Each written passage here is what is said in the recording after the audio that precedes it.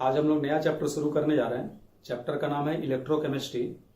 और इलेक्ट्रोकेमिस्ट्री में हम बेसिकली ये पढ़ते हैं कि एक रेडॉक्स रिएक्शन के होने से कैसे इलेक्ट्रिसिटी प्रोड्यूस होता है, चाहे इसका उल्टा कभी कभी जो रिएक्शन नहीं हो पा रहा होता है उसे हम करंट देकर कराते हैं। तो इस बेसिस पे सेल बनता है, बोलते हैं हम उसको इलेक्ट्रोकेमिकल सेल। इलेक्ट्रोकेमिकल सेल यानी कि इलेक्ट्रिकल एनर्जी केमिकल एनर्जी में कन्वर्ट होगा, चाहे केमिकल एनर्जी इलेक्ट्रिकल एनर्जी में कन्वर्ट होगा। ठीक है। इस चैप्टर का दूसरा हिस्सा होता है जिसमें हम ये पढ़ते हैं कि कोई भी अगर इलेक्ट्रोलाइट का सोल्यूशन है, जैसे नमक हो गया NaCl का सोल्यूशन है, चाहे KCl का सोल्यूशन है, तो ये सोल्यूशन जो है इससे अगर हम इलेक्ट्रिसिटी को फ्लो कराएं तो ये किस तरीके से, किस हद तक, किस एक्सटेंट तक करंट को कंडक्ट करेगा। कहने का मतलब इसका रेसिस्टेंस क्या होगा, रेसिस्टिविटी क्या होगा, कंडक्टेंस क्या होगा, है ना। सोल्यूशन का अगर मोलैरिटी चेंज करेगा तो उसके हिसाब से इलेक्ट्रिसिटी कंडक्ट करने के इसका क्षमता पे क्या फर्क पड़ेगा। ठीक है बच्चों, तो सबसे पहले कैटेगराइजेशन हम लिख देते हैं। चैप्टर का नाम देना इलेक्ट्रोकेमिस्ट्री। और इस चैप्टर का बेसिकली दो हिस्सा हुआ। पहला हिस्सा हुआ इलेक्ट्रोकेमिकल सेल। इलेक्ट्रोकेमिकल सेल में दो सेल आता है।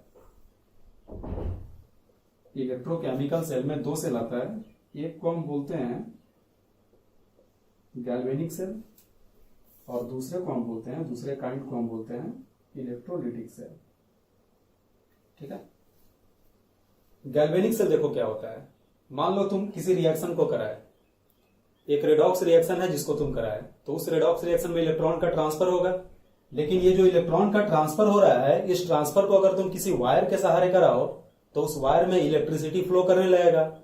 यानी कि गैल्वेनिक सेल में पहले रिएक्शन होता है, तुम एक रिएक्शन कराते हो और उस रिएक्शन की वजह से इलेक्ट्रिसिटी प्रोड्यूस होता है। कहने का मतलब रिएक्शन हुआ यानी कि केमिकल एनर्जी, रिएक्शन का मतलब केमिकल एनर्जी, वो कन्वर्ट हो जाता है इलेक्ट्रिकल एनर्जी में। तो गैल्वेनिक सेल में हम लिखेंगे कन्वर्ट्स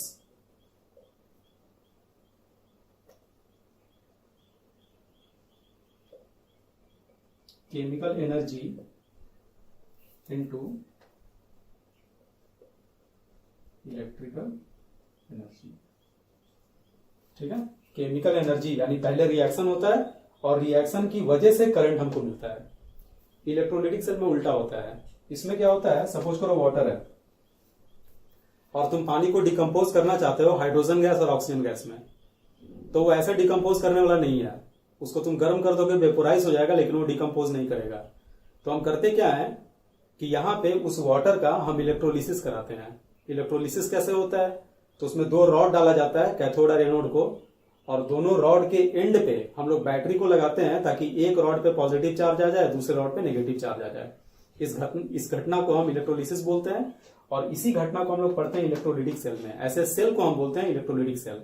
तो इसमें हुआ क्या बच्चों, हम चाहते थे H2O को हाइड्रोजन और ऑक्सीजन में कन्वर्ट करना, लेकिन वो कन्वर्ट नहीं हो रहा था।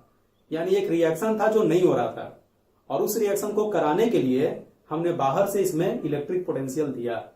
यानी कि पहले इसमें इलेक्ट्रिकल एनर्जी दिया गया और इलेक्ट्रिकल एनर्जी के देने से हमारा रिएक्शन हुआ, यानी कि इलेक्ट्रिकल एनर्जी केमिकल एनर्जी में इसमें कन्वर्ट होता है। तो दोनों में बेसिक डिफरेंस क्या हुआ, गैल्वेनिक सेल में केमिकल एनर्जी जो है इलेक्ट्रिकल एनर्जी में कन्वर्ट होता है। पहले रिएक्शन होगा और उससे हमको इलेक्ट्रिसिटी मिलेगा। इलेक्ट्रोलिटिक सेल में क्या होता है कि पहले हम इलेक्ट्रिसिटी देंगे और उस इलेक्ट्रिसिटी की वजह से, उस पोटेंशियल की वजह से हमारा रिएक्शन परफॉर्म होगा। ठीक है। यहां पे लिख देते हैं ब्रैकेट में converts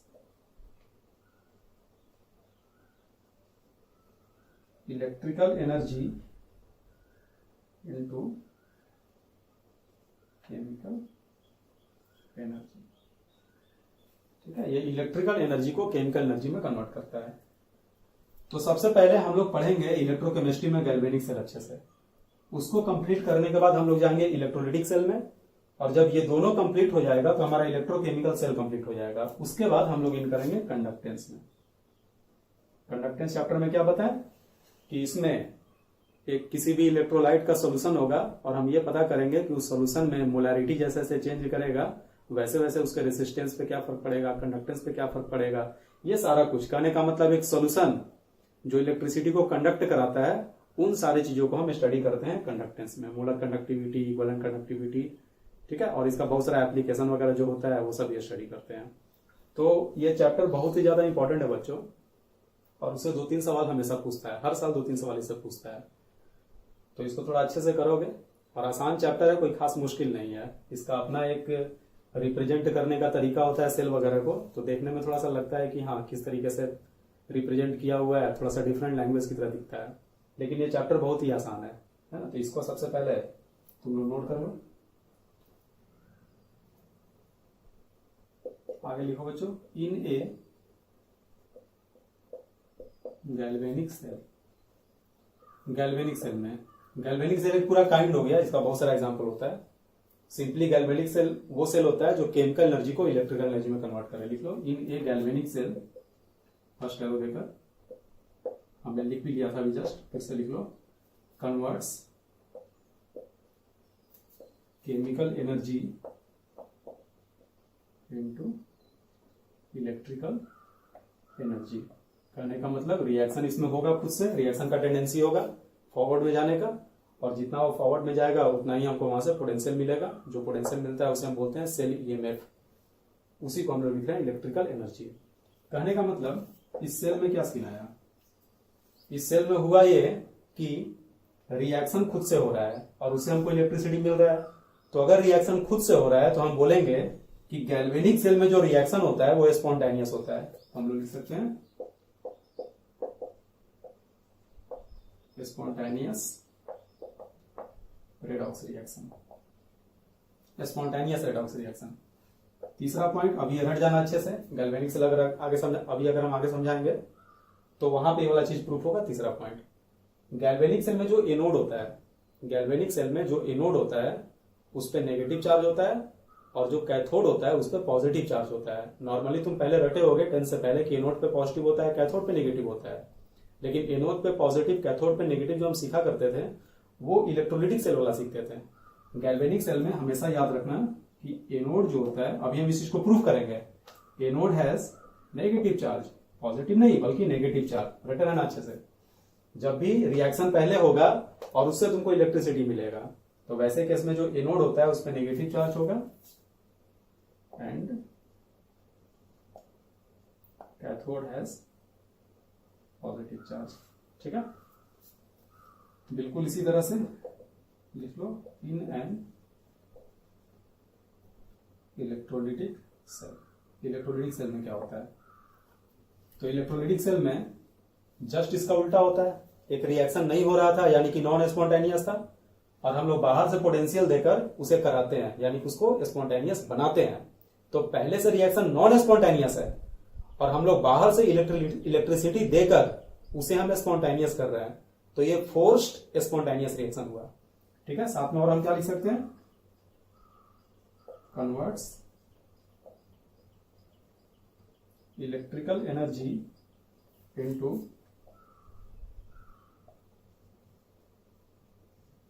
chemical energy. Electrical energy को केमिकल एनर्जी में कन्वर्ट करता है। ठीक है, अगला पॉइंट लिखो। इसमें था स्पॉन्टेनियस रेडॉक्स रिएक्शन, खुद से हो रहा था। इसमें खुद से नहीं होता, बाहर से इलेक्ट्रिसिटी दिए तब जाकर हुआ। तो हम इसको लिखेंगे forced spontaneous reaction. Forced spontaneous, बाहर से तुम इलेक्ट्रिसिटी दिए तब जाकर स्पॉन्टेनियस हुआ। ब्रैकेट में चाहो तो लिख सकते हो, if external potential is not applied, अगर हम बाहर से पोटेंशियल अप्लाई ना करें, देन नॉन स्पॉन्टेनियस रिएक्शन। ठीक है, अगर हम बाहर से पोटेंशियल अप्लाई ना करें तब ये नॉन स्पॉन्टेनियस रिएक्शन होगा। पोटेंशियल अप्लाई करके हम इसको स्पॉन्टेनियस बना देते हैं। तीसरा पॉइंट रटा हुआ है तुम लोगों का पहले से, यहां पे एनोड पे नेगेटिव था, कैथोड पे पॉजिटिव था, यहां पे उल्टा होता है। Anode has positive charge and cathode has negative charge. ठीक है, तो बस यहाँ जानकारी के लिए थोड़ा सा दे दिया गया, इसको हम डिटेल में बाद में पढ़ेंगे, पहले हमारा शुरू होगा गैल्वेनिक सेल। तो ये इतना समझ गए। अब देखो बच्चों, एनोड कहते किसको है, तो तुम नोटिस कर रहे हो नेगेटिव पॉजिटिव से तो कोई रिलेशन नहीं है। गैल्वेनिक सेल में नेगेटिव चार्ज वाला एनोड होता है और इलेक्ट्रोलाइटिक सेल में पॉजिटिव चार्ज वाला एनोड होता है। तो नेगेटिव पॉजिटिव के बेसिस पे एनोड को हम डिफाइन नहीं कर सकते हैं। तो ये डिफाइन कैसे होता है, देखो ये डिफाइन कैसे होता है, जिस रॉड पे, जिस इलेक्ट्रोड पे ऑक्सीडेशन होता है उसे हम एनोड बोलते हैं, और जिस पे रिडक्शन होता है उसे हम कैथोड बोलते हैं। तो कॉपी के ऊपर में चाहे साइड में लिख देना, बहुत ज्यादा इंपॉर्टेंट है।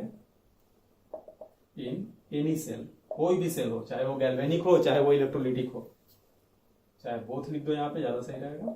इन both cell, in both cell anode पे हमेशा ऑक्सीडेशन होगा और कैथोड पे हमेशा रिडक्शन होगा। तो रट जाओ अच्छे से, बहुत ज्यादा इंपॉर्टेंट है। इसी के बेसिस पे हमको पता चलता है, चाहे हम लोग पता करते हैं कि एनोड पे कौन सा चार्ज आएगा, कैथोड पे कौन सा चार्ज आएगा। तो क्या रटे तुम, जहां पे ऑक्सीडेशन होगा उसे एनोड बोलेंगे, चाहे यूं भी बोल सकते हो कि एनोड पे हमेशा ऑक्सीडेशन होगा और कैथोड पे हमेशा रिडक्शन होगा।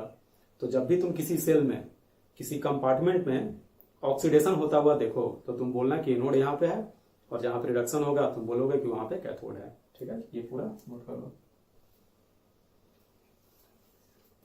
अब हेडिंग दो बच्चों, शुरू करते हैं हम लोग अपना गैल्वेनिक सेल। तो गैल्वेनिक सेल में सबसे पहले हम एक डेफिनेशन देख रहे हैं इलेक्ट्रोड पोटेंशियल का। ये इलेक्ट्रोड पोटेंशियल क्या होता है, तो पहले समझो इसको। तो हम मेटल से समझा रहे हैं, वैसे कुछ भी ले सकते हो। आयन में भी इलेक्ट्रोड पोटेंशियल डेवलप होता है।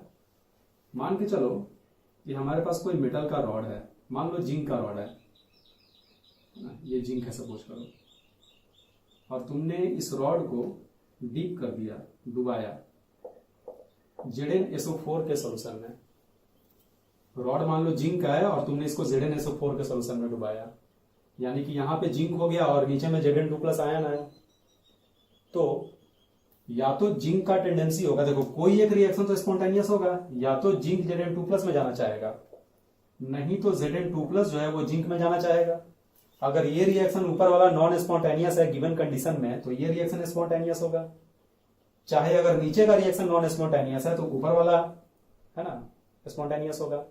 कहने का मतलब या तो जिंक का नेचुरल टेंडेंसी होगा Zn2+ में कन्वर्ट होने का, नहीं तो Zn2+ का नेचुरल टेंडेंसी होगा जिंक में कन्वर्ट होने का। वैसे जिंक का Zn2+ में होता है, लेकिन हम जिंक की बात नहीं कर रहे हैं, तो हम एग्जांपल के तौर पे लिए हैं।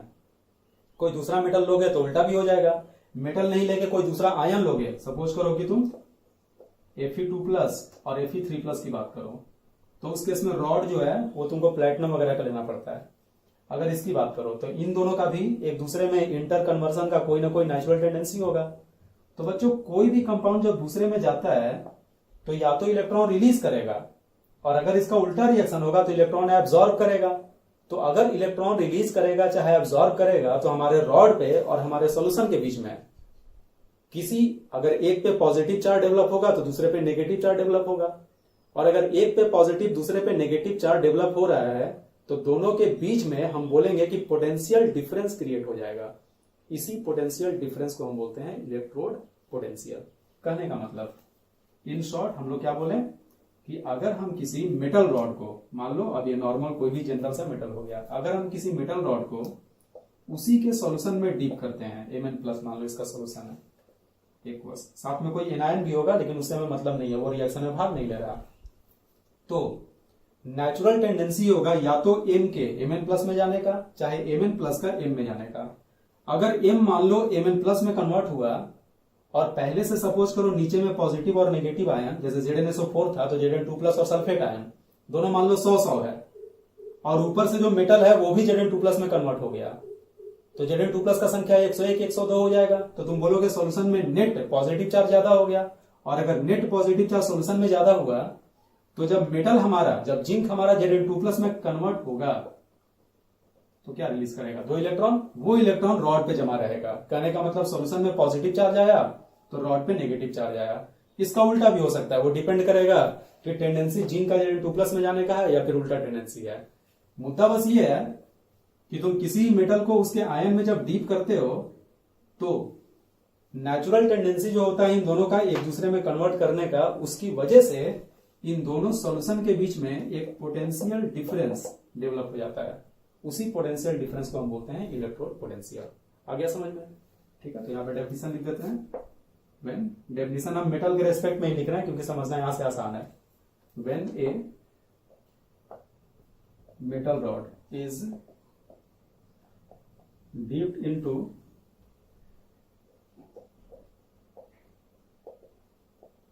a solution of its own ions, एक मेटल रॉड को जब हम डुबाते हैं एक ऐसे सोल्यूशन में जिसमें उसी का आयन मौजूद है, a solution of its own ions, then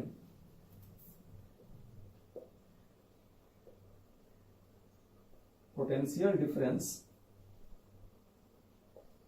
develops between metal rod and the solution. Metal rod और सॉल्यूशन के बीच में पोटेंशियल डिफरेंस डेवलप होता है। This potential difference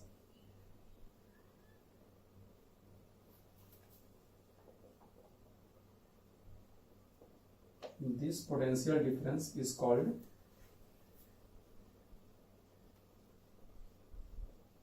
electrode potential. ठीक है, नोट कर लो। आगे बढ़ते हैं बच्चों। देखो गैल्वेनिक सेल में अब हम एक गैल्वेनिक सेल में देखो बहुत सारा सेल होता है, उसी में से एक सेल होता है डैनियल सेल। डैनियल सेल जो होता है वो जिंक और कॉपर के इलेक्ट्रोड से बनता है। तो उस सेल को एग्जाम्पल के तौर पे हम समझाना चाह रहे हैं और वहां से हमारा निकल के आएगा कि कैसे एनोड पे नेगेटिव चार्ज होता है और कैसे कैथोड पे पॉजिटिव चार्ज होता है। तो अभी जो हमने पढ़ा था इलेक्ट्रोड पोटेंशियल, उसके हिसाब से जरा सोचना। सपोज करो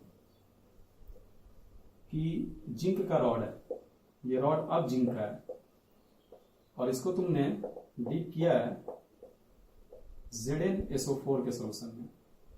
ZnSO4 का मतलब हुआ कि सॉल्यूशन में Zn2+ होगा और सल्फेट आयन होगा। तो हम देखते हैं कि जिंक का टेंडेंसी होता है Zn2+ में जाने का। अभी हमें स्टैंडर्ड स्टेट लेकर चल रहे हैं। तो जिंक का टेंडेंसी होता है Zn2+ में जाने का। तो होगा क्या, जब जिंक जाएगा Zn2+ में, सोचना जरा, जब जिंक जाएगा Zn2+ में तो ऑक्सीडेशन हो रहा है। और ऑक्सीडेशन अभी मैंने बताया था कि चाहे कोई भी सेल हो, ऑक्सीडेशन जहां पे होता है उसे हम एनोड बोलते हैं। तो ये जो रॉड है, ये रॉड का नाम हो जाएगा एनोड। ठीक है, और अगर हम लिखें नीचे में एट एनोड, तो एनोड पे कौन सा घटना हुआ, जिंक जो है वो चला गया Zn2+ में। इक्विलिब्रियम का साइन इसलिए दे रहे हैं कि कुछ देर के बाद इक्विलिब्रियम एस्टैब्लिश हो जाता है। जब तक रिएक्शन स्पॉन्टेनियस होगा तभी तक प्रोसीड करेगा। स्पॉन्टेनिटी का जो एक्सटेंट है धीरे धीरे घटता जाएगा, घटते घटते घटते घटते रिवर्सिबिलिटी पे जाकर रुक जाएगा।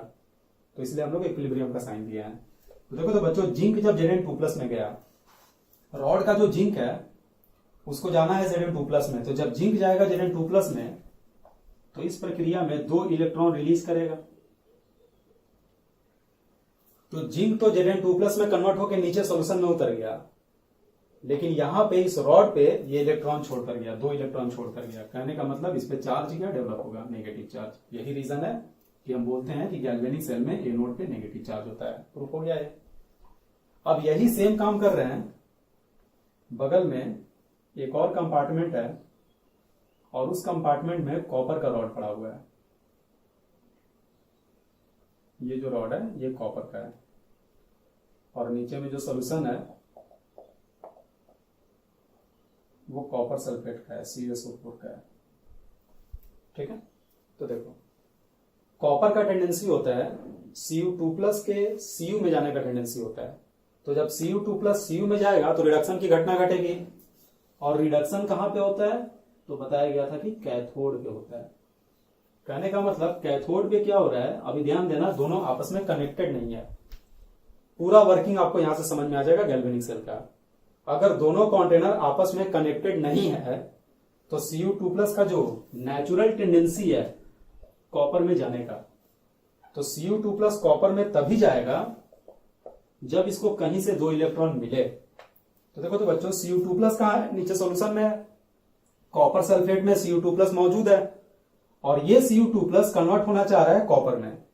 तो ये Cu2+ जब कॉपर में कन्वर्ट होके इस रॉड के ऊपर में डिपॉजिट होगा तो इसको 2 इलेक्ट्रॉन चाहिए। तो ये 2 इलेक्ट्रॉन हमारा जो Cu2+ है इसी रॉड से छीनेगा, क्योंकि सल्फेट रिएक्शन में भाग नहीं ले रहा। Cu2+ जो है उसको 2 इलेक्ट्रॉन चाहिए, तो इस रॉड से 2 इलेक्ट्रॉन छीना, और जैसे ही इस रॉड से 2 इलेक्ट्रॉन छीना, ये रॉड पहले से था न्यूट्रल और इसका इलेक्ट्रॉन छीना गया, तो जैसे ही 2 इलेक्ट्रॉन Cu2+ छीना, ये कन्वर्ट हो गया Cu में और इसके ऊपर में डिपॉजिट हो गया। लेकिन इस प्रक्रिया में इस रॉड का 2 इलेक्ट्रॉन का लॉस हुआ, और अगर इस रॉड का इलेक्ट्रॉन चला गया तो इस पे चार्ज कौन सा जमा हो जाएगा? पॉजिटिव चार्ज, क्योंकि पहले से न्यूट्रल था और माइनस चला गया, माइनस निकल गया तो इस पे पॉजिटिव जमा हो जाएगा। करने का मतलब ये जो रॉड हुआ इस पे पॉजिटिव चार्ज आया, क्योंकि यहाँ पे रिडक्शन हो रहा है, इसलिए इसका नाम होगा कैथोड। और इसी के साथ ये प्रूफ हो गया कि गैल्वेनिक सेल में एनोड पे नेगेटिव चार्ज होता है और कैथोड पे पॉजिटिव चार्ज होता है। देखो बच्चों और क्या हुआ, जब जिंक Zn2+ में गया था, ये रॉड का जिंक जो है Zn2+ में गया तो 2 इलेक्ट्रॉन रिलीज हुआ जो कि रॉड पे पड़ा है। लेकिन सॉल्यूशन में Zn2+ का कंसेंट्रेशन ज्यादा हो गया। पहले से जो सॉल्यूशन न्यूट्रल था Zn2+ और सल्फेट आयन के कारण, उसमें Zn2+ ज्यादा हो गया, तो सॉल्यूशन में अब पॉजिटिव चार्ज जमा हो रहा है। सिमिलरली यहाँ पे मान लो कि कॉपर 2+ और सल्फेट दोनों 100-100 था, तो उसमें से एक कॉपर 2+ चाहे 2 कॉपर 2+ दो रॉड पे चला गया इलेक्ट्रॉन लेकर, तो अब इस सॉल्यूशन में सल्फेट तो उतना ही रहा, लेकिन Cu2+ का कमी हो गया, यानी इस सॉल्यूशन में नेगेटिव चार्ज जमा हो गया। यही कुछ देर पहले ही बता रहे थे कि जब रॉड पे नेगेटिव जमा होगा तो सॉल्यूशन में पॉजिटिव, और जब रॉड पे पॉजिटिव होगा तो सॉल्यूशन में नेगेटिव जमा होगा। ठीक है, अब देखो क्या करते हैं, गैल्वेनिक सेल अब क्या होगा। ये तो इलेक्ट्रोड पोटेंशियल समझा दिए जो अभी हम लोग करा रहे थे। अब तुम करो क्या कि ये जो हमारा एनोड है और ये जो हमारा कैथोड है, इन दोनों को आपस में कनेक्ट कर दो और बीच में आप रेसिस्टेंस लगा दो, कुछ भी लगा दो, बल्ब लगा दो, टीवी लगा दो। तो ये जो इलेक्ट्रॉन है, चाहे हम यहाँ पे वोल्ट मीटर वगैरह लगा दिए, आमीटर लगा दिए, कुछ भी लगा दो, कोई भी लोड यहाँ पे रख दो, रेसिस्टेंस लगा दो। तो जैसे ये सर्किट कंप्लीट हुआ, अब यहाँ पे इलेक्ट्रॉन ज्यादा मात्रा में है और यहाँ पे इलेक्ट्रॉन का डेफिशिएंसी है, तो इलेक्ट्रॉन यहां से दौड़ना शुरू कर देगा। इलेक्ट्रॉन जो है इस तरीके से बाहर में दौड़ना शुरू कर देगा। और आपने पढ़ा होगा पहले कि इलेक्ट्रॉन के मूव करने के डायरेक्शन के ऑपोजिट डायरेक्शन में करंट फ्लो करता है, यानी कि इलेक्ट्रॉन अगर इस डायरेक्शन में एनोड से कैथोड की ओर मूव कर रहा है तो करंट जो है, करंट आई जो है वो कैथोड से एनोड की ओर मूव करेगा। ऊपर में लिख देते हैं, करंट जो है वो कैथोड से एनोड की ओर मूव करेगा। आप लिख सकते हो यहां पे, electrons move from anode to cathode in external circuit. ध्यान देना किसकी बात हो रही है, तो गैल्वेनिक सेल की बात हो रही है। गैल्वेनिक सेल में इलेक्ट्रॉन जो है मूव करता है एनोड से कैथोड की ओर, तो करंट किधर से किधर फ्लो करेगा,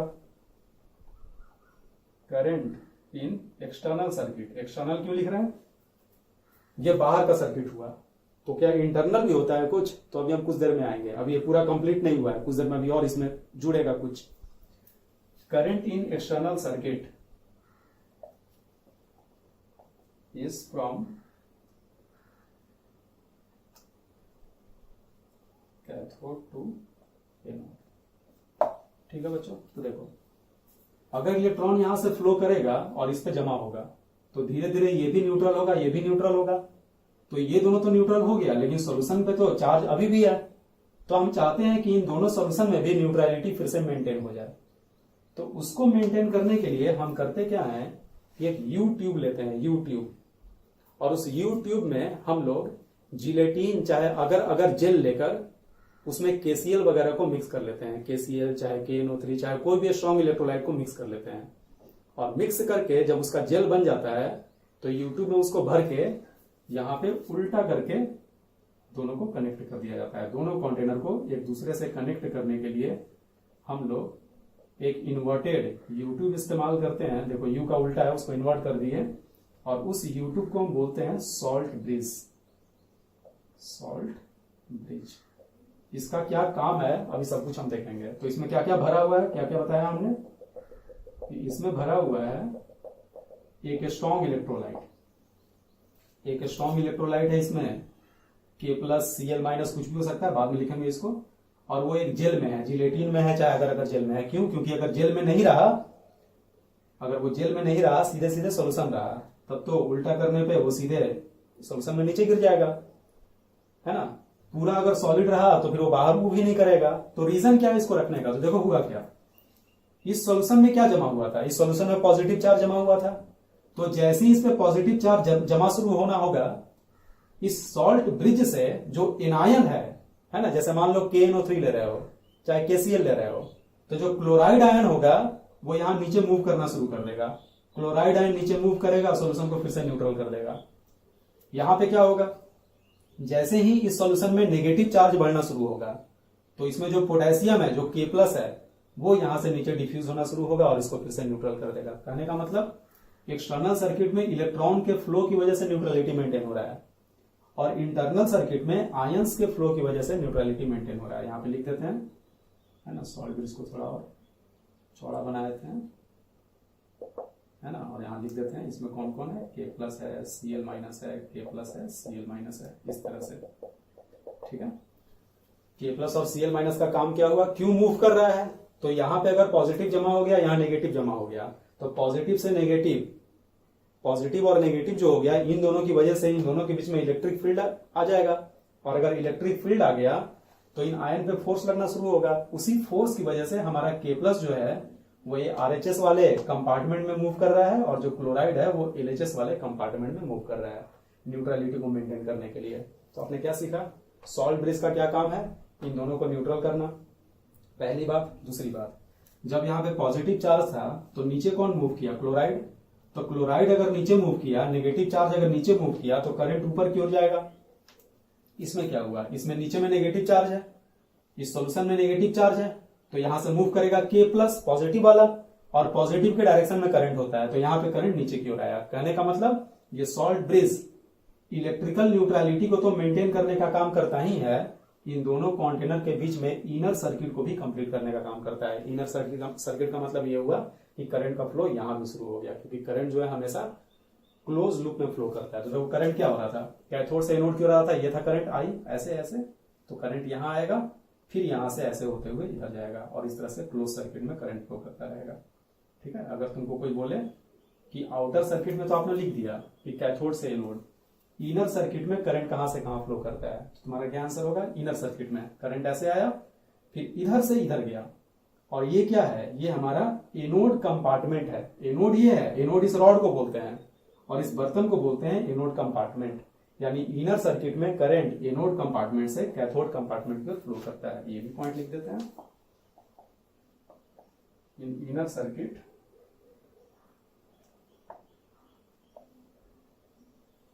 करंट इज ड्यू टू, किसकी वजह से, करंट इलेक्ट्रॉन की वजह से ना, इलेक्ट्रॉन की वजह से एक्सटर्नल में, इंटरनल में current is due to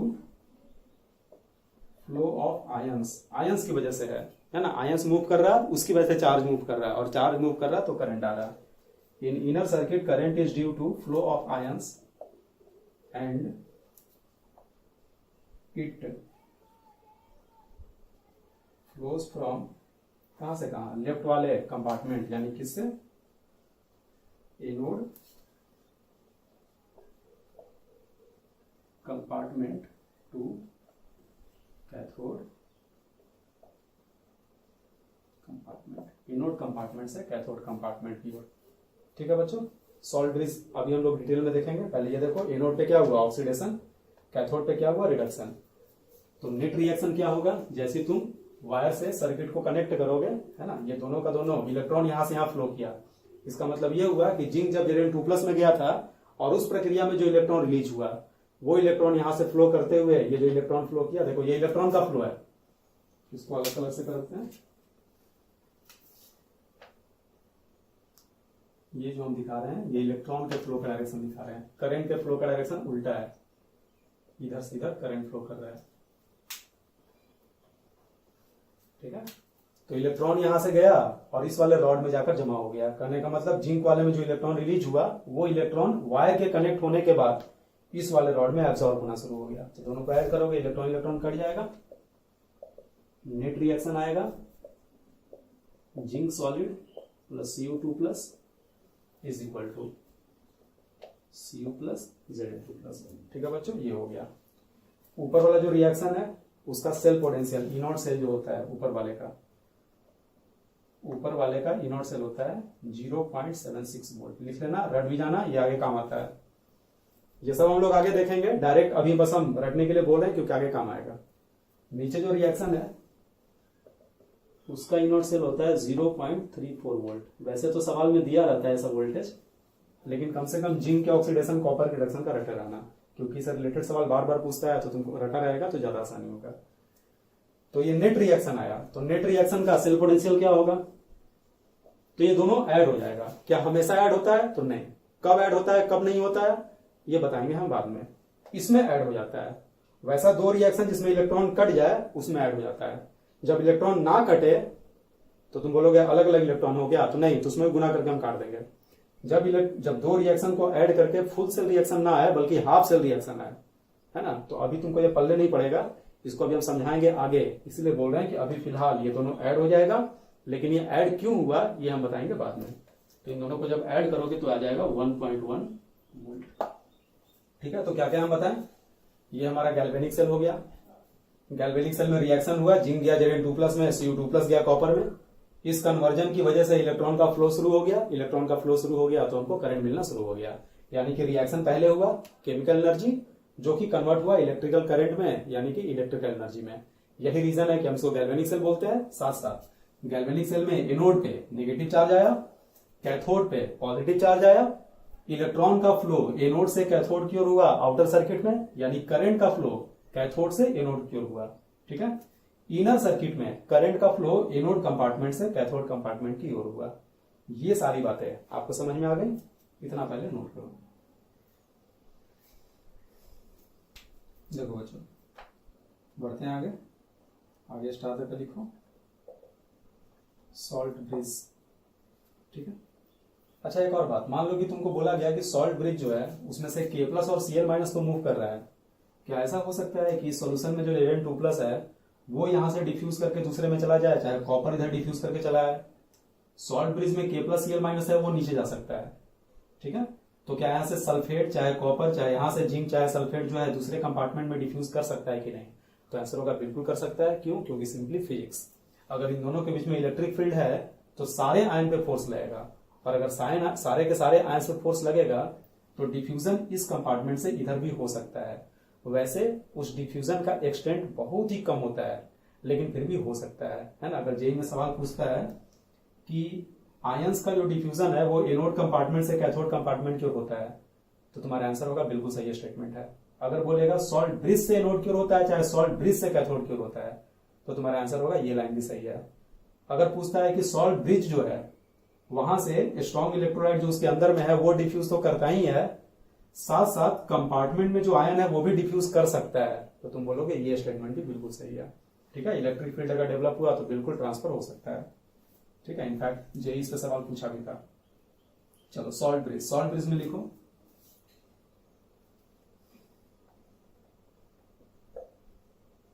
salt bridge is an inverted U-tube. Salt bridge is an inverted U-tube containing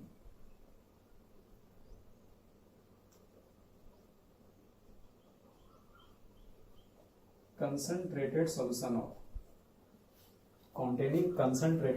of a strong electrolyte such as K+, है ना, शायद KCl लिख देते हैं सीधे, सच एज KCl, KNO3, NH4NO3।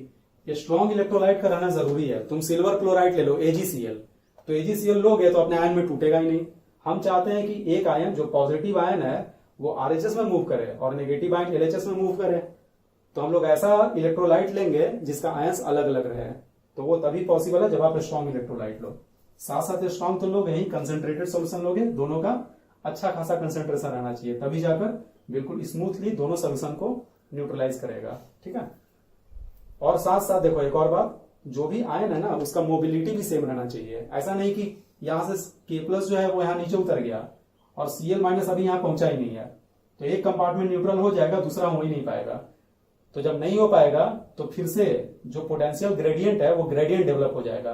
तो उससे बचने के लिए दोनों सोल्यूशन एक साथ न्यूट्रल होना चाहिए, और एक साथ न्यूट्रल तभी होगा जब K+ और Cl- दोनों अपने अपने कंपार्टमेंट में एक ही समय पे पहुंचे। यही रीजन है कि जो यहाँ पे स्ट्रॉन्ग इलेक्ट्रोलाइट हम लेते हैं उसका केटायन और एनायन का आयनिक मोबिलिटी जो है वो लगभग सेम रहना चाहिए। पहली बात। दूसरी बात, भूल से भी हम लोग वैसा इलेक्ट्रोलाइट नहीं लेते हैं जो कंपार्टमेंट में न्यूट्रल करने के लिए उतरे और खुद भी रिएक्शन में भाग लेने लगे। कहने का मतलब जो हमारा आयन है वो केमिकली इनर्ट रहना चाहिए गिवन कंपार्टमेंट में। अलग से रिएक्शन करे तो कोई बात नहीं, लेकिन इस गैल्वेनिक सेल में उसको इनर्ट रहना है, वो रिएक्शन में भाग नहीं लेगा। क्योंकि अगर वो रिएक्शन में भाग लिया तो सेल पोटेंशियल को चेंज करना शुरू कर देगा, है ना। जो मेजरमेंट हम करके लाए हैं उसके हिसाब से हमारा एक्सपेरिमेंट हो नहीं पाएगा। ठीक है, तो ये इलेक्ट्रोलाइट का प्रॉपर्टी हुआ। इलेक्ट्रोलाइट का क्या क्या प्रॉपर्टी हुआ? स्ट्रॉन्ग इलेक्ट्रोलाइट हो, कंसेंट्रेटेड सॉल्यूशन हो, उसके आयंस का आयनिक मोबिलिटी सेम हो, और साथ साथ दोनों कंपार्टमेंट में वो रिएक्शन में भाग ना ले, यानी कि केमिकली इनर्ट हो।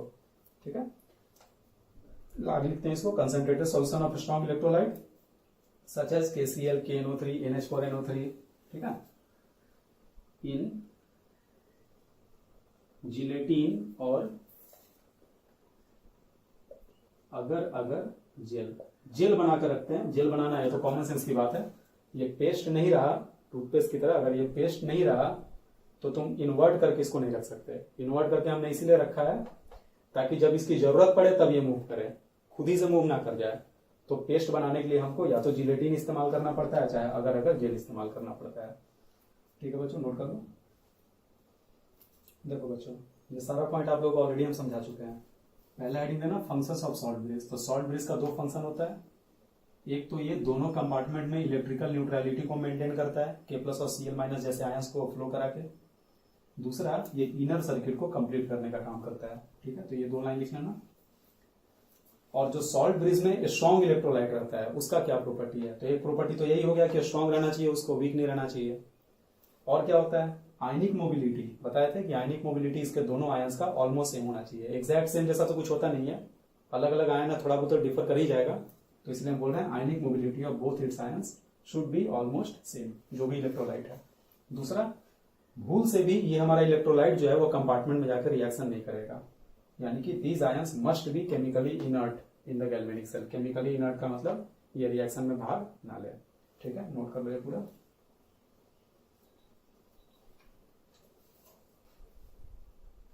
अगला हेडिंग दो बच्चों,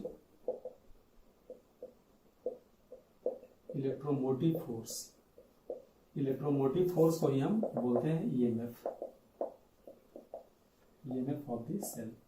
सेल ईएमएफ चाहे होता है, क्या होता है? तो इलेक्ट्रॉन एनोड पे जमा था और वो कैथोड की ओर मूव किया। तो यही जो मूव करना होता है, ये मूव करना एक पुशिंग इफेक्ट की वजह से आता है। उसी पुशिंग इफेक्ट को हम बोलते हैं इलेक्ट्रोमोटिव फोर्स। हम बोलते हैं कि इसी इलेक्ट्रोमोटिव फोर्स की वजह से इलेक्ट्रॉन जो है एनोड से कैथोड की ओर मूव कर रहा है, और इसी को हम शॉर्टकट में ईएमएफ बोलते हैं, और इसका यूनिट हमारा वोल्ट होता है। ठीक है, तो लिख रहे हैं हम लोग, देखो electrons move from anode to cathode in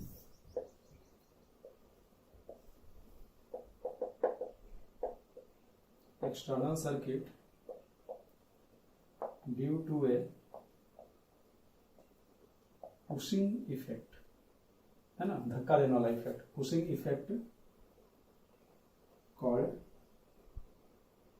electromotive force, चाहे ईएमएफ। शॉर्ट ये स्मॉल में भी लिख सकते हो, और ईएमएफ। आगे समझ में? यूनिट इसका क्या होगा? यूनिट ऑफ ईएमएफ जो होता है वो वोल्ट होता है। ठीक है, तो देखो अभी हमने देखा था जस्ट गैल्वेनिक सेल जो देखा था उसमें हमारा इनोड सेल क्या आया था? इनोड सेल जो था वही हमारा सेल ईएमएफ था, और ये बराबर आया था इनोड Zn से Zn2 प्लस। ऑक्सीडेशन को ऐसे रिप्रेजेंट करते हैं, सेल रिप्रेजेंटेशन इसको बोलते हैं इसको अभी हम देखेंगे थोड़ी देर में। Zn से Zn2 प्लस का 0.76 था, उसको हमने ऐड कर दिया था रिडक्शन वाले में, और रिडक्शन किसका किस में हो रहा था, तो Cu2 प्लस का कॉपर में हो रहा था, तो हम लिखेंगे E0 Cu2 प्लस से Cu। ठीक है, तो तुम नोटिस क्या कर रहे हो, डेटा अभी हम लोग नहीं लिखेंगे, चाहे लिख भी लो, यही डेटा आया था 0.76 जोड़ 0.34 बराबर 1.1 वोल्ट। तो तुम क्या नोटिस कर रहे हो, Zn से Zn2 प्लस ऑक्सीडेशन का पोटेंशियल हुआ, और Cu2 प्लस से Cu रिडक्शन का पोटेंशियल हुआ। जो ऊपर में नॉट लगा है ये स्टैंडर्ड स्टेट के लिए लगा है, अगर स्टैंडर्ड स्टेट नहीं होगा तो हम नॉट को लिखने वाले नहीं है। ठीक है, तो देखो बच्चों, अभी कुछ देर में हम देखेंगे सेल रिप्रेजेंटेशन, और उस रिप्रेजेंटेशन में तुम ये देखोगे कि जो एनोड होता है, जहां पे ऑक्सीडेशन होता है, उसको हमेशा हम लेफ्ट साइड में लिखते हैं, और जहां पे रिडक्शन होता है उसको हमेशा हम राइट साइड में लिखते हैं। तो इसी को लिखने का एक और तरीका होता है, इसी को हम लिख सकते हैं E0। देखो क्या हो रहा है यहाँ पे, SOP स्टैंडर्ड ऑक्सीडेशन पोटेंशियल। यहां देखो ऑक्सीडेशन हो रहा है, तो हम लिखेंगे स्टैंडर्ड ऑक्सीडेशन पोटेंशियल प्लस, अब देखो यहां नॉट लगाने की कोई जरूरत नहीं है क्योंकि तुमने स्टैंडर्ड लिख दिया। ठीक है, और इसको हम लिख रहे हैं ऊपर में SOP, और ये होता किधर है, तो ये लेफ्ट हैंड साइड में होता है, LHS में होता है। तो तुम LHS का स्टैंडर्ड ऑक्सीडेशन पोटेंशियल लिखो, प्लस करके लिखोगे RHS में रिडक्शन होता है, तो तुम लिखोगे स्टैंडर्ड रिडक्शन पोटेंशियल। कहने का मतलब LHS में ऑक्सीडेशन हुआ तो ऑक्सीडेशन पोटेंशियल ले लिए, RHS में रिडक्शन हुआ तो तुम रिडक्शन पोटेंशियल ले लिए। लेकिन अगर तुम दोनों को रिडक्शन पोटेंशियल में लिखना चाहो, अगर तुम दोनों को रिडक्शन पोटेंशियल के टर्म में लिखना चाहो, तब तुम क्या लिखोगे, तो देखो, तो तुम क्या करोगे, इसको तुम क्या करोगे, अगर तुमको दोनों रिडक्शन में लिखना है तो तुम इसको लिखोगे Zn2 प्लस से Zn, लेकिन जैसे ही तुम Zn2 प्लस से Zn करोगे, आगे में एक माइनस साइन लगाना होगा। क्यों, क्योंकि Zn2 प्लस से Zn का पोटेंशियल हो जाएगा, अगर Zn से Zn2 प्लस का 0.76 है तो इसका उल्टा का हो जाएगा माइनस 0.76, तो उसको प्लस करने के लिए आगे में एक माइनस लगाना होगा। हम ऐसे लिख सकते हैं कि अगर E0 है Zn से Zn2 प्लस, और तुम इसको ऑक्सीडेशन में नहीं रिडक्शन में लिखना चाहते हो, यानी Zn2 प्लस से Zn लिखना चाहते हो, तो तुमको आगे में एक माइनस साइन लगाना होगा, तभी ये दोनों मैथमेटिकली इक्वल होगा। ठीक है, इससे क्या पता चला, इससे ये पता चला कि अगर Zn से Zn2 प्लस तुम्हारा 0.76 है, तो Zn2 प्लस से Zn जो होगा वो माइनस 0.76 वोल्ट हो जाएगा। ठीक है, ऑक्सीडेशन का रिएक्शन का अगर 0.76 है, रिएक्शन को अगर उल्टा कर दोगे तो वो हो जाएगा माइनस 0.76। तो ये तो कॉमन सेंस की बात है। तो हम अभी क्या बोले कि अगर तुम इसको उल्टा करके लिखोगे तो आगे में एक माइनस साइन लगाना होगा, तो माइनस साइन अगर लगाओगे तो इसी को तुम लिख सकते हो स्टैंडर्ड रिडक्शन पोटेंशियल, यहां भी हो गया स्टैंडर्ड रिडक्शन पोटेंशियल। लेकिन जैसे तुम यहां रिडक्शन पोटेंशियल लिखे, आगे में एक माइनस साइन लगाना होगा। कहने का मतलब LHS में माइनस साइन आ गया और RHS जो है वो प्लस का प्लस ही रह गया। ठीक है, तो इसे और तुम क्या लिख सकते हो, प्लस वाले को पहले फिर से बताते हैं, ये रिडक्शन था तो रिडक्शन को रिडक्शन ही छोड़ दिया, ऑक्सीडेशन को रिडक्शन में कन्वर्ट किया तो आगे माइनस साइन आ गया, पहले प्लस वाले को लिखते हैं फिर माइनस वाले को, तो ये तुम लिखोगे RHS माइनस LHS कौन सा, SRP का। कहने का मतलब अगर तुम रिडक्शन पोटेंशियल के टर्म में दोनों को लिखोगे तो RHS में से LHS घट जाएगा, और यही हमारा IUPAC कन्वेंशन होता है। लेकिन हम इसको यूज नहीं करेंगे, हम लोग हमेशा ऊपर वाले पे करेंगे। कैसे, क्योंकि ये आसान होता है। जिंक का ऑक्सीडेशन हो रहा था तो सीधे हम ऑक्सीडेशन का लिख दिए, कॉपर का रिडक्शन तो रिडक्शन लिख दिए, तो जो तुमको दिख रहा है तुम उसके बेसिस पे इसको लिख दोगे। अगर जो दिख रहा है उसके बेसिस पे नहीं लिख के IUPAC में लिखना है तो तुम हमेशा RHS में से LHS को घटाओगे। कहने का मतलब RHS में कौन था, कैथोड, तो कैथोड के रिडक्शन पोटेंशियल में से एनोड के रिडक्शन पोटेंशियल को तुम माइनस करोगे। अगर तुम इन दोनों को, मान लो एक और लिख रहे हैं हम, अगर तुम इन दोनों को ऑक्सीडेशन पोटेंशियल में लिखना चाहो तो हम क्या करेंगे, LHS को अब जस का तस रखेंगे, तो ये हो जाएगा LHS और ये SOP ही रहेगा। लेकिन RHS जो है वो रिडक्शन में है, तो इसको ऑक्सीडेशन में कन्वर्ट करोगे तो आगे एक माइनस साइन आ जाएगा, तो ये हो गया RHS SOP। कहने का मतलब बच्चों, अगर दोनों पोटेंशियल तुम ऑक्सीडेशन में रिप्रेजेंट करोगे तो LHS वाले रॉड में से RHS वाले रॉड के पोटेंशियल को घटाना होगा। अगर दोनों को तुम रिडक्शन के टर्म में लिखोगे तब तुम RHS में से LHS को घटाओगे, अगर रिडक्शन में लिखोगे तो RHS में से LHS घटेगा, ऑक्सीडेशन में लिखोगे तो LHS में से RHS घटेगा। ठीक है, लेकिन हम लोग क्या करेंगे कि जो दिया हुआ है उसी के टर्म में लिख लेंगे और सीधे बीच में प्लस डाल देंगे। ऑक्सीडेशन है तो ऑक्सीडेशन, रिडक्शन है तो रिडक्शन। लेकिन ध्यान रहे ये IUPAC कन्वेंशन होता है। अगर सवाल में सीधे सीधे तुमको इलेक्ट्रोड पोटेंशियल लिखा है और ये मेंशन नहीं किया है कि वो ऑक्सीडेशन है कि रिडक्शन है, तो तुम मान कर चलोगे कि वो रिडक्शन वाला दिया हुआ है। आगे बात समझ में? ठीक है, तो ये तीनों पॉइंट जो है आगे और अच्छे से क्लियर होगा। अभी बस हम जो नॉर्म है वो बता दिए है कि तुम तीनों तरीके से लिख सकते हो। ठीक है, नोट कर लो इसको। अगला हेडिंग दो बच्चों, स्टैंडर्ड हाइड्रोजन इलेक्ट्रोड, चाहे इसको शॉर्टकट में बोलते हैं SHE, स्टैंडर्ड हाइड्रोजन इलेक्ट्रोड। इसमें क्या होता है, जैसे हमने इलेक्ट्रोड पोटेंशियल देखा था मेटल को डीप करने वाला, इसमें क्या होता है कि एक उल्टा ट्यूब ले लो ग्लास का और यहां से हम लोग पास कराते हैं हाइड्रोजन गैस, या तो अंदर पास कराओ, चाहे अगर उल्टा रिएक्शन होगा तो बाहर पास करेगा। और एक रॉड होता है प्लेटिनम का, क्योंकि हाइड्रोजन गैस का तो रॉड पॉसिबल नहीं है, तो हम लोग यहाँ एक प्लेटिनम का पतला सा वायर लेते हैं और नीचे जो सोल्यूशन है वो सोल्यूशन H+ आयन का होता है ना। तो सपोज करो कि HCl ले लो, अगर HCl ले लोगे तो अपने आप H+ आयन आ जाएगा, तो हम लिखना है H+ बस, ऐसा ले लिया। तो मान लो कि ये रॉड, अब इस रॉड का जो भी सेल पोटेंशियल है ना, वो डिपेंड करेगा कि H+ का कंसेंट्रेशन क्या है। लेकिन अगर तुम स्टैंडर्ड स्टेट की बात करो, अगर हम स्टैंडर्ड स्टेट की बात करें तो H+ का कंसेंट्रेशन 1 मोलर हो जाएगा और जो हाइड्रोजन गैस है उसका पार्शियल प्रेशर जो है 1 बार हो जाएगा।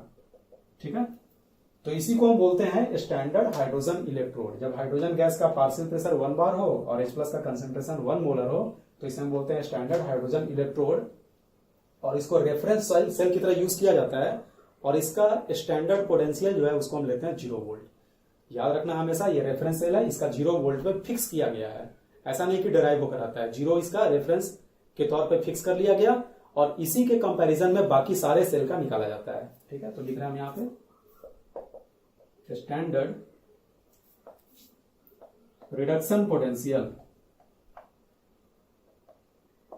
ऑफ स्टैंडर्ड हाइड्रोजन इलेक्ट्रोड, पूरा भी लिख सकते हो, शॉर्टकट में भी लिख सकते हो। Standard reduction potential of she is fixed at reference value 0 पे ये फिक्स है। कहने का मतलब E0 H2 से H+ जो हो गया वो 0 हो गया। H2 से H+ का मतलब कौन किस में जा रहा है, हाइड्रोजन गैस कन्वर्ट हो रहा है 2H+ एक्वस में और इस प्रक्रिया में 2 इलेक्ट्रॉन रिलीज हो रहा है, तो इसका स्टैंडर्ड पोटेंशियल दिया जाता है 0। ठीक है, तो ये तो तुमको ऑक्सीडेशन दिख रहा है, लेकिन हमने तो यहाँ रिडक्शन लिखा था, तो चलो रिडक्शन ही लिख देते हैं। रिडक्शन का मतलब क्या, H+ हमारा H2 में जाएगा, H पे पॉजिटिव चार्ज, H2 पे 0, यानी रिडक्शन हो रहा है, ये 0 है। अभी हमने बताया था कि अगर H+ से H2 का 0 है तो H2 से H+ का भी -0 होगा, यानी 0 ही होगा। यही रीजन है कि तुम ऑक्सीडेशन लिखो चाहे रिडक्शन लिखो दोनों ही 0 होता है, ऑक्सीडेशन लिखो चाहे रिडक्शन लिखो दोनों ही 0 होता है। ठीक है, बस क्योंकि IUPAC के अनुसार रिडक्शन वाला है ना, IUPAC कन्वेंशन में रिडक्शन वाले को प्रायोरिटी दिया जाता है, इस वजह से हम रिडक्शन के फॉर्म में इसको डिफाइन किए हैं। लेकिन कोई दिक्कत नहीं है, तुम चाहो तो ऑक्सीडेशन पोटेंशियल भी 0 लिखोगे तब भी तुम्हारा सही होगा। लिख रहे हैं यहाँ पे 2H+ चला गया H2 गैसियस में और यहाँ 2 इलेक्ट्रॉन ले लिया। तो ये रॉड, ये हमारा जो हाफ सेल है, हाफ सेल बोलते हैं इसको, ये हाफ सेल अगर एनोड की तरह बिहेव करेगा तो ऑक्सीडेशन होगा, अगर कैथोड की तरह बिहेव करेगा तो रिडक्शन होगा। तो ऊपर वाला रिएक्शन में 0 जो है, हाइड्रोजन जो है वो 0 से +1 में जा रहा है। तो अगर एनोड की तरह बिहेव करेगा तो ऊपर का रिएक्शन होगा, और अगर कैथोड की तरह ये बिहेव करेगा तो ये नीचे वाला रिएक्शन होगा और सेल पोटेंशियल दोनों ही केस में 0 के बराबर होगा। ठीक है, याद रखना। लेकिन स्टैंडर्ड स्टेट में अगर 1 मोलर चाहे 1 बार नहीं रहा तब सेल पोटेंशियल चेंज कर जाएगा, नोट कर लो। अगला हेडिंग दो बच्चों, सेल रिप्रेजेंटेशन। तो अभी हमने देखा था डैनियल सेल कुछ देर पहले, जिंक और कॉपर वाला जो था डैनियल सेल, गैल्वेनिक सेल का एग्जांपल था वो डैनियल सेल। उसमें हमने देखा था कि जो हमारा रिएक्शन था उसमें एनोड पे ऑक्सीडेशन हो रहा था, कैथोड पे रिडक्शन हो रहा था, तो उसको हम रिप्रेजेंट करते हैं देखो इस तरह से। जो सॉल्ट ब्रिज था उसे हम डबल वर्टिकल लाइन से रिप्रेजेंट करते हैं, और डबल वर्टिकल लाइन के लेफ्ट साइड में एनोड होता है, राइट साइड में कैथोड होता है। वही हमने अभी बोला था एलएचएस और आरएचएस। तो लेफ्ट साइड में रिएक्शन क्या हो रहा था, जिंक जो था वो जा रहा था Zn2+ एक्वस में। तो देखो जिंक सॉलिड और Zn2+, जिंक हो गया रॉड यानी इलेक्ट्रोड, और Zn2+ हो गया इलेक्ट्रोलिटिक सोल्यूशन। तो जब इलेक्ट्रोड और इलेक्ट्रोलिटिक सोल्यूशन का फेस अलग अलग होता है तो दोनों को हम सिंगल वर्टिकल लाइन से सेपरेट करके दिखाते हैं। सिमिलरली आरएचएस में कौन किस में जा रहा था, रिडक्शन हो रहा था यानी Cu2+ कॉपर में जा रहा था, तो Cu2+ वहां भी एक्वस हो गया और ये जा रहा है कॉपर सॉलिड में। फिर से दोनों का फेज अलग अलग है तो बीच में सिंगल वर्टिकल लाइन देंगे। कहने का मतलब डबल वर्टिकल लाइन से सॉल्ट ब्रिज को रिप्रेजेंट किया जाता है। सॉल्ट ब्रिज के लेफ्ट साइड में एनोड को लिखा जाता है, एनोड वाले रिएक्शन को, और सबसे लेफ्ट में एक्सट्रीम लेफ्ट ये हो गया, एक्सट्रीम लेफ्ट में एनोड का रॉड होता है। एनोड उस रॉड को बस बोलते हैं, पूरे कंपार्टमेंट को एनोड कंपार्टमेंट बोलते हैं। सॉल्ट ब्रिज के राइट साइड में कैथोड का रिएक्शन होता है और एक्सट्रीम राइट में कैथोड का रॉड होता है। ठीक है। इलेक्ट्रोड और इलेक्ट्रोलिटिक सॉल्यूशन का फेज अगर अलग अलग है तो सिंगल वर्टिकल लाइन से सेपरेट करते हैं, अगर फेज सेम है तो कॉमा से सेपरेट करते हैं। ठीक है। सॉलिड है या गैस है या एक्वस है, कहने का मतलब जो फेज होता है गैस का, चाहे है ना पार्शियल प्रेशर वगैरह जो भी तुम रिप्रेजेंट करते हो, उसको हम कंपाउंड के जस्ट बाद ब्रैकेट में रिप्रेजेंट करते हैं। ठीक है बच्चों, तो यही होता है रिप्रेजेंटेशन, इसी को लैंग्वेज में हम लिखवा देते हैं। ठीक है। तो पहला पॉइंट लिखो, salt bridge is represented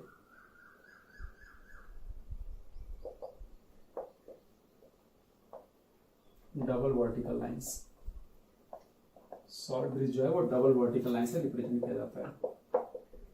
to the left of salt bridge,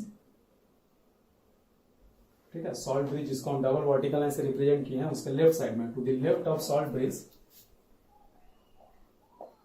anode half reaction is represented and to the right of salt bridge, ये सब साथ साथ भी लिख सकते हो तुम लोग, cathode half reaction is represented, क्योंकि हम तो लिख ही रहे हैं तो साथ साथ तुम लोग भी लिख सकते हो। तीसरा पॉइंट, लेफ्ट साइड में एनोड कंपार्टमेंट का रिएक्शन, राइट साइड में कैथोड कंपार्टमेंट का रिएक्शन। एक्सट्रीम लेफ्ट में है ना, to the extreme left anode is present, anode का रॉड,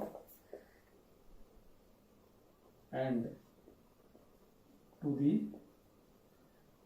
एक्सट्रीम राइट, किसको बोलते हैं एनोड चाहे कैथोड, तो जिसपे चार्ज कैरी होता है, जिसपे चार्ज जमा होता है। जैसे अभी हमने हाइड्रोजन इलेक्ट्रोड देखा था, तो उसमें तुमसे कोई पूछे कि एनोड चाहे कैथोड कौन बनेगा, तो तुम बोलोगे प्लैटिनम का जो वायर था वो था। प्लैटिनम का वायर पे चार्ज कैरी हो रहा है, क्योंकि हाइड्रोजन गैस पे तो चार्ज रह नहीं सकता है।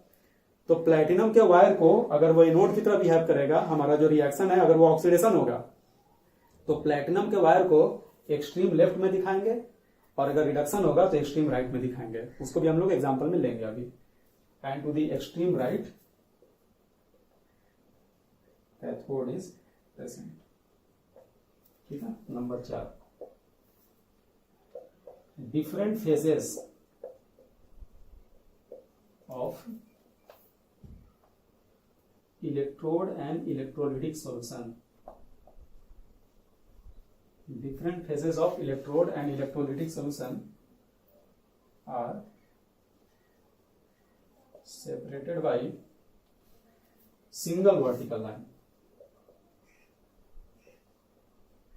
comma देकर लिखो, and if phases are same, अगर ये दोनों फेज सेम हो जाता, जिंक और Zn2+, जैसे Sn2+ और Sn4+ रहता, दोनों aqueous, if phases are same then they are separated by comma, CO double MA, बीच में कॉमा का साइन दे देना, कॉमा से सेपरेट करते हैं। ठीक है बच्चों।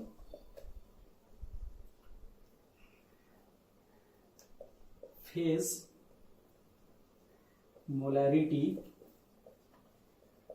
पार्शियल प्रेशर और other characteristics.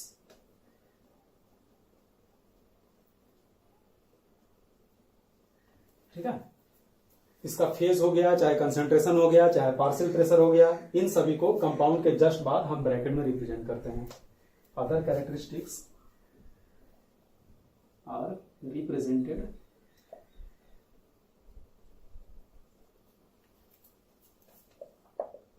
Just after the compound और आयन, है ना, कंपाउंड आयन गैस जो भी रहे, जस्ट आफ्टर द कंपाउंड और आयन इन ब्रैकेट्स।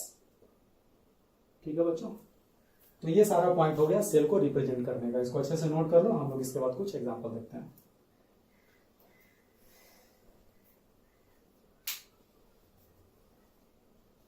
देखो बच्चों, ये सारा रिएक्शन है, बोल रहा है कि इसका सेल रिप्रेजेंटेशन दिखाओ। तो पहला देखते हैं। सबसे पहले तो डबल वर्टिकल लाइन दे दो सॉल्ट ब्रिज के लिए। फिर फर्स्ट रिएक्शन में देखो किसका ऑक्सीडेशन हो रहा है। तो देखो जिंक जो है वो 0 से 2+ में, यानी जिंक का ऑक्सीडेशन हो रहा है। ऑक्सीडेशन वाले को लेफ्ट साइड में लिखते हैं, तो इसको लिख दो जिंक सॉलिड Zn2+ एक्वस में चला गया। क्योंकि दोनों का फेज अलग अलग है तो बीच में हमने सिंगल वर्टिकल लाइन दे दिया। अब रिडक्शन किसका हो रहा है, तो Cd2+ का रिडक्शन हो रहा है Cd सॉलिड में। ठीक है, तो ये पहला रिप्रेजेंट हो गया, बहुत ही आसान था। सेकंड में आ जाओ। सेकंड में कह रहा है कि H2 0 से प्लस, यानी हाइड्रोजन का ऑक्सीडेशन हो रहा है। तो अगर तुम ऑक्सीडेशन वाले को लिखोगे हाइड्रोजन गैस, और ये हो गया H+ एक्वस, ये ऑक्सीडेशन हुआ। दोनों का फेज अलग अलग है तो फिर से बीच में सिंगल वर्टिकल लाइन दोगे। लेकिन हाइड्रोजन गैस जो है उसका रॉड तो पॉसिबल नहीं है, तो हम लोग यहाँ पे कोई दूसरा मेटल लेंगे जो कि बहुत ही अच्छा कंडक्टर हो। तो हम लोग नॉर्मली जब भी रिप्रेजेंट करेंगे, नहीं दिया रहे तो प्लेटिनम को ले लेना। प्लेटिनम रिएक्शन में भाग नहीं ले रहा है, लेकिन हाइड्रोजन जब H+ में जाएगा तो वो चार्ज को कैरी करने का काम करेगा। तो हाइड्रोजन भी इलेक्ट्रोड है, लेकिन उसका रॉड संभव नहीं है, तो हम लोग प्लेटिनम का रॉड ले लिए और इन दोनों के बीच में कॉमा देते हैं, क्योंकि इसी के चार्ज को कैरी करने के लिए इसको लिया गया है। वैसे अगर तुम अलग अलग फेज देख के वर्टिकल लाइन दे भी दो तो भी गलत नहीं होगा, लेकिन single vertical line normally electrode और इलेक्ट्रोलिटिक सेल के बीच में देते हैं। ठीक है, तो यहां हमने कॉमा दे दिया। Salt bridge double vertical line, और RHS में क्या आएगा, तो रिडक्शन किसका हो रहा है, Ag+ का।